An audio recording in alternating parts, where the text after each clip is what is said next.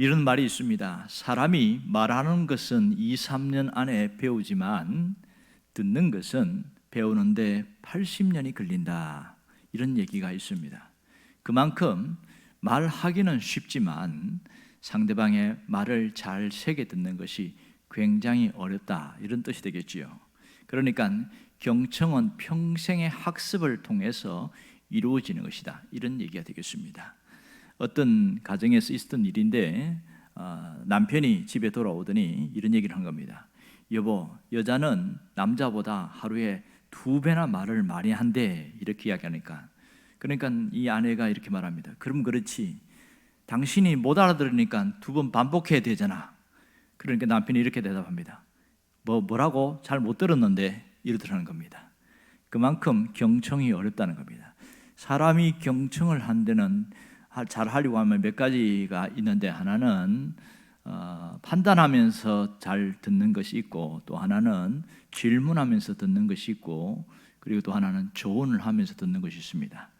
그리고 마지막 4번째는 감정이입을 통해서 듣는 것이 있다는 겁니다. 가장 좋은 경청은 감정이입이라고 합니다. 감정이입이라는 것은 상대방이 하는 말을 맞장구 치는 거죠. 그래, 맞아, 저런, 큰일 났네, 그러면 안 되는데, 그러면 상대방의 말과 함께 맞장구 치는 이 감정이입이 가장 좋은 경청이다. 이렇게 말을 합니다. 그런데 사람들은 어떻게 살아가고 있습니까? 남의 말을 잘 안 들으려고 합니다. 보통 모이면 자기 말을 많이 하려고 하지, 남의 말을 끝까지 듣고 그 다음에 자기 말을 하는 사람은 많지 않습니다. 대부분 남의 말을 듣다가 중간에 끊어버리고 자기가 툭 튀어나오는 경우가 있죠. 그래서 갑자기 어떤 분위기를 흐리는 그런 경우가 있습니다. 왜 사람들은 자기 말을 많이 하려고 할까요?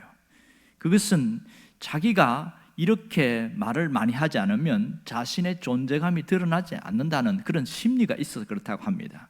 그러니까 내가 말을 많이 해야 존재감이 드러난다, 이런 생각을 하고 있는 것 같습니다. 그만큼 우리가 살고 있는 시대는 나를 알아주기를 원하는 그런 시대입니다. 옛날에도 그랬지만 지금은 더더욱 자기를 알아주기를 원하지만 누가 알아주지 않거든요. 그래서 어떻게 하냐면 자기 스스로 PR을 하지요. 알린다는 거죠. 이것이 오래전부터 나타나는 현상이 지금은 당연시 되고 있습니다.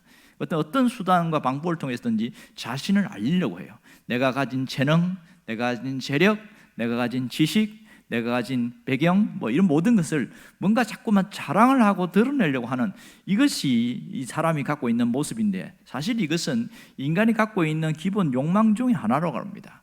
누군가로부터 사라지고 인정받지 못하고 소외되어 버리면 그것만큼 괴로워하는 게 없거든요. 오죽하면 사람들이 자기가 죽었어도 자기 이름을 알아주기를 원할까요? 그러니까 산에 가보면 종종 그런 일을 많이 겪잖아. 보면 큰 좋은 바위에 보면 경치가 좋은데 이름을 파서 돌에다가 새겨놓은 사람들이 있습니다. 물론 그 사람은 이 땅에 없겠지요. 그만큼 나를 알아주기를 원하는 그런 심리가 그게 작용한다고 할 수 있겠습니다. 그런데 오늘 본문에는 정반대의 사람이 나옵니다. 자기 자신을 알아주는 것이 아니라 자기 존재를 몰라줘도 괜찮다 이러면서 살아갔던 한 사람이 나옵니다. 그 사람이 누구냐면 세례 요한입니다. 여러분, 세례 요한이 어떤 사람입니까? 그는 배경이 굉장히 좋은 사람입니다. 아버지가 사가랴인데 그는 제사장 가문입니다. 어머니가 엘리사벳인데 어머니는 대제사장 가문입니다.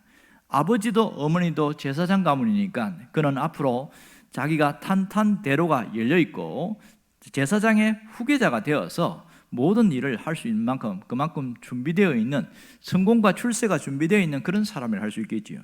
그런데 이 세례 요한이 집에 있지 않고 오히려 그 길을 떠납니다. 광야로 나가서 저기 쿰난 공동체에서 함께 공동으로 살아가고 있어요. 왜 그랬을까? 이 광야에서 살아가면서 자신이 메뚜기와 또 석청, 벌꿀을 먹고 또 허리에는 또 아주 초라한 끈을 맺고 이러면서 살아가고 있거든요. 그러면서 자신은 소리다 이런 얘기를 하고 있어요. 나는 광야에서 외치는 자의 소리다, 이 얘기를 하고 있는 겁니다. 여러분, 소리가 뭐지요? 소리라는 것은 형체나 실체가 없습니다. 단지 소리 하나의 귀로 들리고 사라질 뿐이에요. 주위에서 듣지 않으면 그게 무슨 소리인지도 알아듣지도 못합니다. 아무런 존재감이 없는 그런 모습을 소리다 이렇게 말하거든요. 그러니까 누가 인정해 주지도 않고 알아주지도 않고 존재감 없는 자로 살아가는 것, 이것이 소리입니다. 그러면 세례 요한은 왜 자신이 존재감이 없는 그런 자로 살아가려고 할까요? 사람이 이렇게 살아가려고 나는 소리로 살련다 이렇게 하면 사람들이 뭐라고 그럴까요? 바보라고 그러고 좀 뭔가 정신이 약간 이상한 것 같다고 그러고 정상적이지 않다고 그럽니다. 모든 사람들은 자기 자신이 뭔가를 가지려고 하고 소유하려고 하고 뭔가 꿈과 희망과 뭔가 자기 나름대로 자신의 성공을 위하여 존재감을 드러내는 그런 삶이 자신의 모든 사람들이 갖고 있는 기본적인 욕망이거든요. 하다못해 행복한 가정을 꾸리면서 내가 어떤 존재인지를 서로 알아주기를 원하고 그렇게 살아가기를 원하는데 세례 요한은 정반대의 삶을 살고 있다는 거죠. 나는 그런 존재감 없이 살아가도 괜찮다, 나는 그렇게 살아도 된다 이러면서 살아갑니다. 그런데 이런 세례 요한이 나와서 설교를 할 때 누가 그 설교를 듣겠으며 꿈과 희망도 없이 자신은 사라져가는 아무런 형체도 없는 그런 사람처럼 살아간다고 할 때 누가 그의 교훈을 듣고 그를 따르겠냐는 하는 겁니다. 그럼 여기서 왜 세례 요한이 이렇게 살아가려고 하느냐는 겁니다. 세례 요한은 자신이 존재감 없이 살아가는 그것이 무엇인지를 잘 알고 있습니다. 그러나 왜 이렇게 살아가려고 하느냐? 그것은 오늘 자신이 누구인가를 정확하게 알고 있기 때문에 그렇습니다. 3절에 보면 자신이 누구인지를 성경이 밝히고 있는데 뭐라고 그러냐면 광야에서 외치는 자의 소리가 있어. 누구 이야기입니까? 세례 요한이거든요. 그런데 그 다음에 뭐냐면 너는 주의 길을 준비하라. 지금 누구에게 하는 얘기입니까? 세례 요한이 누구인가를 말하고 있는 것이지요. 주의 길을 준비하는 자가 세례 요한이 자기가 해야 될 일이라는 것을 알았습니다. 그는 자신의 존재를 드러내는 자가 아니라 자신을 감추고 숨김으로써 예수님이 오실 길을 준비해서 예수님을 드러내는 자로 살아가는 것, 그것이 세례 요한이 살아가야 될 그의 삶의 핵심이라고 할 수 있겠지요. 그러니까 자신은 보이지 않지만 예수님은 모든 사람들 앞에서 드러나는 삶을 살아야 됩니다. 이것이 세례 요한의 원하는 삶이었고 그가 마지막까지 그렇게 살아갔습니다. 그래서 편안한 집안의 삶이 아니라 뛰어나와서 광야에서 그분이 오실 것을 준비했습니다. 메뚜기와 벌꿀을 먹으면서 그분이 오시기를 때를 기다렸습니다. 드디어 예수님이 등장했을 때에 곳곳에 다니면서 메시아가 온다, 불과 성령으로 이렇게 세례를 줄 사람이 온다 이러면서 이 메시아를 드러내는 일을 시작했고 자신은 소리로서 살다가 자기 소임을 다하고 갔습니다. 우리가 어떻게 살아야 할까요? 오늘 우리도 세례 요한과 같은 그런 삶을 살기를 원합니다. 나는 보이지 않고 나는 숨어지고 예수님만 드러나고 예수님만 높여지는 그런 삶을 살기를 원합니다. 이것이 하나님이 기뻐하는 모습이고 우리가 주님의 뜻대로 살아가는 삶의 모습이라고 할 수 있겠지요. 믿음의 삶은 무엇이냐? 바로 내가 존재감이 드러나지 않는 삶입니다. 신앙 안에서 오직 내 삶 속에서 예수님이 드러나는 그 삶이 그게 믿음의 삶입니다. 사실 예수님도 이 땅에 오셔서 자신의 존재감을 드러내는 삶이 아니라 자신이 낮아지고 감추어지는 그런 삶을 살았습니다. 단지 한 영혼을 구원하는 그 일을 위해서 그 일을 감당한 것이지요. 그러니까 예수님을 따라가는 자들은 어떻게 살아야 됩니까? 자신을 드러내고 나타내는 자가 아니라 오직 하나님을 나타내고 예수님을 드러내는 자로 살아가는 것이 우리가 가야 될 길입니다.